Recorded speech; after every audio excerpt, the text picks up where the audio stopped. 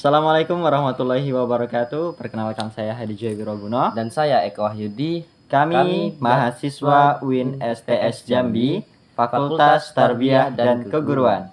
Adapun video ini kami buat untuk memenuhi tugas akhir mata kuliah Usul Fiqh 1, yakni review chapter kitab dengan judul Qiyas. Nah, adapun penulis dari kitab ini, yakni yang pertama itu adalah Abdullah Rafi'i, SAG, kemudian Mulyono Jamal MA, Imam Iskarom LC, dan Imam Kamaluddin M.Hum dan Imam Awaluddin MA. Nah, untuk lebih jelasnya lagi seputar penjelasan kami dari review kitab ini dengan tema kias tadi, maka saksikanlah video ini sampai habis. Apakah pengertian qiyas di dalam kitab ini? Nah, untuk pengertian kias dalam kitab ini itu terbagi menjadi dua. Yang pertama, itu pengertian secara bahasa, yakni al-qiyasu lughatan at-taswiyatu baina syai'aini. Nah, kias secara bahasa itu berarti perbandingan di antara dua sesuatu. Kemudian yang kedua, itu adalah pengertian kias secara istilah, yakni wal qiyasu istilahan istikhraju mithli hukmil mazkuri lamma lam yuskar bijami'i bainahuma au huwa al-haqqu amrun la nassa fihi minal kitabi was sunnati bi amri mansusin ala hukmihi li ishtiraki bainahuma fi illati al-hukmi, yang artinya adalah kias secara istilah itu adalah pengambilan sesuatu yang mirip dengan hukum yang disebutkan kecuali jika disebutkan secara bersama-sama di antara keduanya, atau itu adalah kebenaran sesuatu yang tidak ada teksnya dalam Al-Quran dan Sunnah mengenai sesuatu hal. Nah, hal itu ditetapkan dalam putusannya karena mereka itu mempunyai alasan yang sama mengenai putusan tersebut. Adakah kehujahan dalam qiyas itu? Tentunya ada kehujahan dalam kias itu, karena kias ini juga dijadikan sebagai suatu landasan atau dalil hukum. Salah satunya kehujahannya itu berasal dari Al-Quran.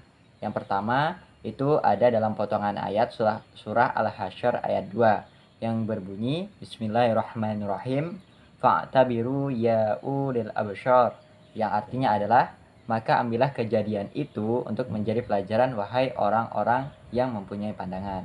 Nah, banyak sekali nih ayat-ayat lain, contohnya seperti ada lagi surah Al-Maidah ayat 95. Tahu kan kok ayatnya? Tahu. Nah, coba bacakan. Bismillahirrahmanirrahim. Faza'za'um mithlu ma qatala minan na'ami yahkumu bih dzawa alimkum, yang artinya maka dendanya ialah mengganti dengan binatang ternak seimbang dengan buruan yang dibunuhnya menurut putusan dua orang yang adil di antaranya. Nah, itu tadi kan dari Al-Quran. Selain Al-Quran nih ada lagi yang lainnya. Contohnya seperti dari sunnah atau hadis Nabi Muhammad SAW. Nah, untuk sunnahnya tadi, hadisnya tahu kan kok apa? Tahu. Nah, coba sebutkan. Nabi Muhammad SAW pernah bersabda kepada Mu'az bin Jabal ketika mengutusnya ke Yaman. Beliau bersabda, bagaimana engkau memberikan keputusan apabila ada sebuah peradilan yang dihadapkan kepadamu? Mu'az menjawab, saya akan memutuskan menggunakan kitab Allah. Beliau bersabda, seandainya engkau tidak mendapatkan dalam kitab Allah, Mu'az menjawab, saya akan kembali kepada sunnah Rasulullah SAW. Beliau bersabda lagi, seandainya engkau tidak mendapatkan dalam sunnah Rasulullah SAW serta dalam kitab Allah, Mu'az menjawab, saya akan berijtihad menggunakan pendapat saya dan saya tidak akan mengurangi. Kemudian Rasulullah SAW menepuk dadanya dan berkata, segala puji bagi Allah yang telah memberikan petunjuk kepada utusan Rasulullah untuk melakukan apa yang buat senang Rasulullah SAW. Nah, itu tadi kan hadis dari riwayat Imam Ahmad, Imam Abu Daud, kemudian Imam Tirmizi dan juga selain dari imam-imam tersebut. Adakah kehujahan para sahabat di dalam qiyas ini? Nah, untuk yang selanjutnya ini tentunya ada kehujahan para sahabat dalam qiyas ini, karena telah dibuktikan secara nyata bahwa para sahabat ini sudah sangat sering menggunakan qiyas dalam menyelesaikan berbagai permasalahan yang pernah terjadi pada masa tersebut, dan mereka juga tidak menyalahi bagaimana qiyas itu dijadikan untuk beramal. Nah, contohnya saja seperti perumpamaan Sayyidina Ali radhiyallahu an tentang kewajiban pembalasan dari kelompok yang turut serta dalam pembunuhan seseorang. Nah, tentang kewajiban memotong tangan bagi orang yang ikut serta dalam proses pencurian. Nah, untuk yang selanjutnya lagi kan ada nih dalil aklinya. Ya, Nah, dalil aklinya itu ada kan kok? ada. Nah, apa tuh? Kias menggunakan dalil akli yang kesimpulannya adalah bahwa teks-teks hukum itu terbatas karena permasalahan-permasalahan yang akan datang tidak akan ada habisnya, sehingga perlu dilakukan pengukuran agar masyarakat dapat menemukan hukum-hukum atas setiap permasalahannya. Dengan demikian, hukum Islam berlaku pada segala waktu dan tepat karena Islam adalah agama yang fleksibel yang memperhatikan kepentingan umat yang menjadi tujuan pembuatan hukum-hukum. Adakah rukun-rukun kias ini, Had? Nah, untuk rukun-rukun kias ini tentunya ada. Dan dalam rukun kias itu dalam kitab ini disebutkan ada 4 rukun. Yang pertama itu ada al-asl. Dimaksud al-aslu ini adalah al-asl huwa ma sabata fihi al-hukmu bin nas awil ijma aw huwa mahallun al-hukmu al-mansus alaih. Yang artinya adalah al-asl adalah apa yang dibuktikan dengan nas atau ijma. Nah, atau landasan hukum yang telah ditetapkan. Contohnya nih, seperti khamar jika ditakar dengan zat lain yang memabukkan dalam penetapannya. Kemudian rukun yang kedua itu ada hukum asal. Nah, hukum asal ini adalah wal hukmul asli huwa al hukmu al mansus alaihi fil kitabi au sunnati. Yakni hukum asal adalah hukum yang ditetapkan dalam Al-Qur'an dan Sunnah. Yang artinya adalah asal itu merupakan hukum yang sudah ada atau sudah ditetapkan dalam Al-Qur'an dan juga dalam Sunnah atau hadis Nabi Muhammad SAW. Adapun contohnya seperti keharaman yang ditetapkan dengan firman Allah Subhanahu wa taala surah Al-Maidah ayat 90. Bismillahirrahmanirrahim. Ya ayyuhallazina amanu innamal khamru wal maisiru wal ansab wal azlamu rijsum min amali syaitan fajtanibuhu la'allakum tuflihun. Yang artinya adalah, wahai orang-orang yang beriman, sesungguhnya minuman keras, berjudi, berkurban untuk berhala, dan mengundi nasib dengan anak panah adalah perbuatan keji dan termasuk perbuatan syaitan. Maka jauhilah perbuatan-perbuatan itu agar kamu menjadi orang yang beruntung. Nah, selain itu, dalam hukum asal ini terdapat syarat-syaratnya kok. Yang pertama itu hukum asal. Yang hendak diubah menjadi cabang haruslah hukum yang sudah ada dan tidak dapat dibatalkan. Kemudian yang kedua, hukum asal ini dibuktikan dengan Al-Quran atau sunnah ataupun ijma. Kemudian yang ketiga, yakni hukum asal harus mempunyai makna yang masuk akal, yakni alasan keabsahannya dapat dipahami dengan akal. 4, Had. Oh, 4. Nah, yang keempat itu ada hukum asal tidak terbukti secara khusus. Nah, kan tadi kan sudah disebutkan tuh 2 rukunnya. Kan masih ada 2 lagi. Ya. Coba tolong sebutkan kok. Yang ketiga yaitu al-far'u. Al-far'u wal maqisu al-musabbah alladzi lam yanussa ala hukmihi wa dzalika kal hasisi idza qisa 'alal khamri. Yang artinya al-far'u adalah sesuatu yang terukur dalam sejenis atau sejenisnya yang belum ditetapkan hukumnya. Dan itu seperti ganja jika diukur dengan anggur. Untuk yang al-far'u tadi ada syarat-syaratnya enggak kok? Ada. Apa tuh? Yang itu syaratnya ada 3. Yang pertama, far'u tersebut tidak boleh memuat nas atau kesepakatan mengenai sesuatu keputusan. Karena jika di dalamnya ada mas, maka kiasnya tidak ada gunanya. Oleh karena itu, mereka berkata, jika ada nas, maka kiasnya batal, dan jika ada ijma dalam mengambil keputusan mengenai masalah tersebut, maka tidak sah jika disamakan dengan hal lain. Yang kedua yaitu far'u itu harus sama dengan yang asli. Dari segi alasan peratur putusannya, jika yang asli itu dibenarkan karena suatu alasan, maka alasan itu harus ada pada cabang ini. Yang ketiga yaitu bahwa kaidah far'u tidak didahului dari kaidah yang asli. Nah, kan tadi sudah yang ketiga tuh, yang keempat apa lagi tuh kok? Yang keempat itu rukunnya ilat. Apa tuh definisinya kok? Al-illati wahiyal wasfu dhahirul mungdhabitul munasibu lil hukmi, yang artinya ilat adalah uraian yang jelas dan tepat sesuai dengan hukum. Nah, kalau yang ilat ini aku tahu syarat-syaratnya kok. Syarat-syaratnya tuh yang satu itu ilat harus berupa keterangan yang nyata dan dapat dipahami akal.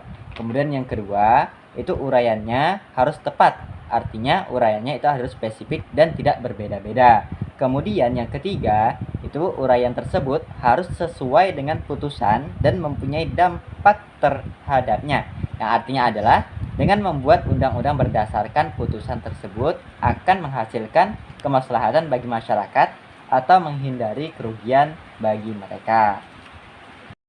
Adakah macam-macam kias itu, Hat? Tentunya ada macam-macam kias itu. Yang pertama itu ada berdasarkan pertimbangan kuat dan lemahnya ilat atau sebabnya. Nah, itu terbagi menjadi 3 bagian. Yang pertama itu ada kias aula. Kias aula ini adalah wahwa makana subutul hukmi fil far'i aula min subutihi fil asli. Yang artinya adalah kias aula ini sesuatu yang menjadi pembuktian hukum pada cabang atau far'u lebih utama dibandingkan dengan pembuktian pada hukum asalnya. Nah, contohnya itu seperti perumpamaan memukul orang tua yang melarang dengan alasan merugikannya.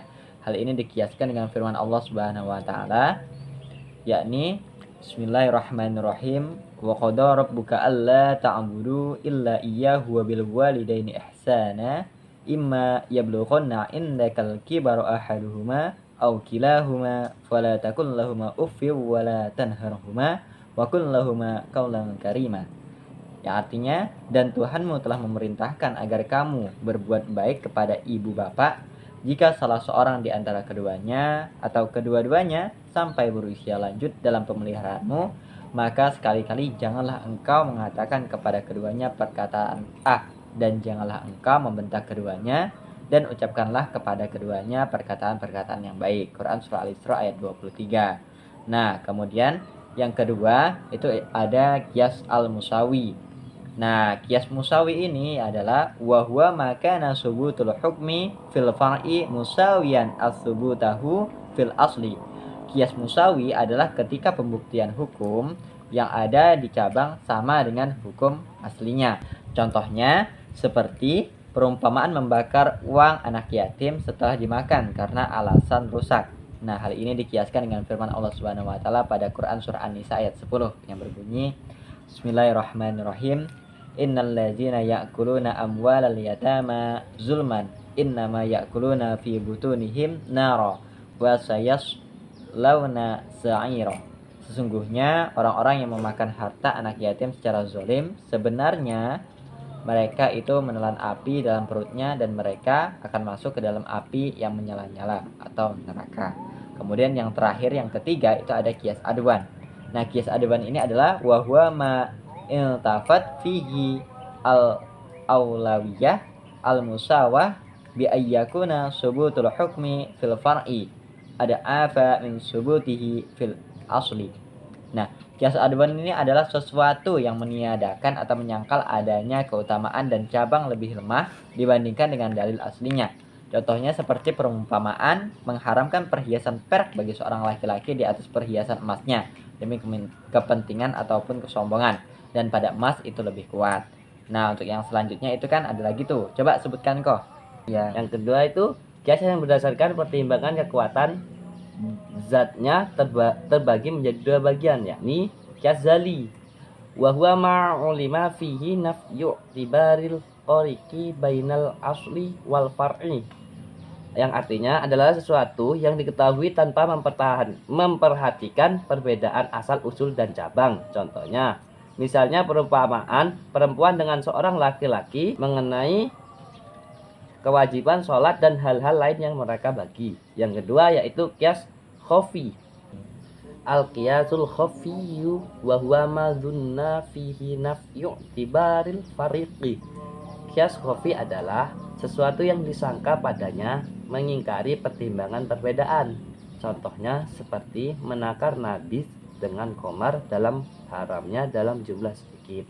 Nah, itulah tadi hasil video dialog interaktif kami tentang review kitab dengan chapter kias. Nah, adapun dari apa yang telah kami sampaikan tadi, dapatlah diambil kesimpulan sebagai berikut.